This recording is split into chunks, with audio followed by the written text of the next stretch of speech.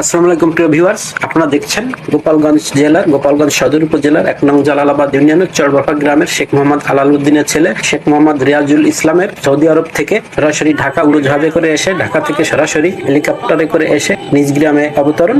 এটি মধুমতি নদীর তীরে অবস্থিত চরবাফা বা চাকুলিয়া গ্রাম। সেখানেই দেখছেন দর্শকবৃন্দ, শেখ রিয়াজুল ইসলাম ভাই হেলিকপ্টারে করে নামলেন। চলুন এবার রিয়াজুল ইসলাম ভাইয়ের সাথে কথা বলে তার বাড়িতে গিয়ে দেখি।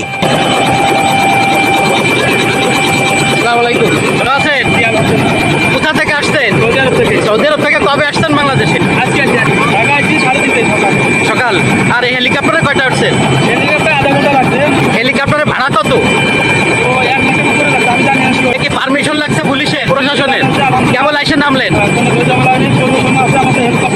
হেলিকপ্টারে এসে আপনার কেমন অনুভূতি, কেমন লাগছে? ভালো লাগছে?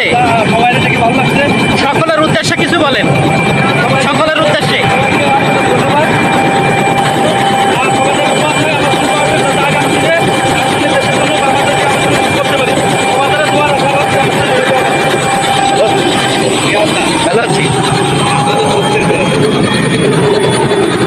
এখন সবাইকে নিরাপদ দূরত্বে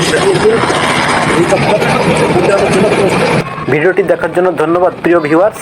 ভিডিওটি ভালো লাগলে ভিডিওটি লাইক, কমেন্ট ও শেয়ার করে সাথেই থাকবেন।